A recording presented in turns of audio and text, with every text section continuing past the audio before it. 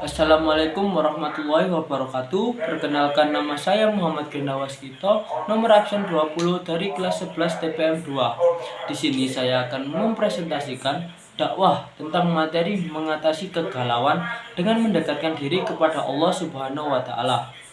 Alhamdulillahirabbil alamin, wassalatu wassalamu ala asrofil anbiya wal mursalin wa ala alihi washabihi ajmain, amma ba'du. Pertama-tama, marilah kita panjatkan puji syukur kehadirat Allah Subhanahu wa taala yang telah melimpahkan rahmat dan karunia-Nya kepada kita semua. Salawat serta salam tak luput kita haturkan kehadirat baginda Rasulullah Sallallahu Alaihi Wasallam, yaitu Nabi Muhammad kita. Pada kali ini, izinkan saya berdakwah tentang mengatasi kegalauan dengan mendekatkan diri kepada Allah Subhanahu wa taala. Kita pasti pernah merasakan kegalauan, kegelisahan, kegundaan yang tentu membuat hati kita tidak enak. Ketahuilah teman-teman bahwa gundah gulana atau kegalauan itu ada dua keadaan. Keadaan yang pertama karena adanya sebab. Biasanya kita terlalu menginginkan sesuatu, terlebih hati kita sangat menginginkan dunia, entah itu berupa harta ataupun berupa kedudukan, dan ada juga berupa perkara lain dari urusan dunia. Ketika hati kita sangat menginginkannya, bahkan kita khawatir tidak mendapatkannya, hati kita sering gundah gulana dan galau. Apalagi saat kita tidak berhasil mendapatkannya, kita menjadi sedih sekali. Memang demikian, orang yang terlalu menginginkan dunia, biasanya dia akan cepat galau, dia akan cepat gundah gulana. Maka dari itu, jangan sampai keinginan kita yang terbesar adalah kehidupan dunia. Rasulullah bersabda bahwa mangkanat dunya hammahu fakazakallahu alaihi amroh. Siapa yang keinginannya terbesar adalah dunia, Allah akan cerai beraikan urusannya. Artinya, hatinya menjadi lemah, cepat galau, dan juga cepat merasa gelisah. Dan ada juga wajah Allah faqrohu baina ainai, dan Allah akan jadikan kefakiran di pelupuk matanya. Artinya ia tidak dapat pernah merasakan qanah, tidak pernah merasa cukup dengan apa yang Allah Subhanahu wa taala berikan kepadanya.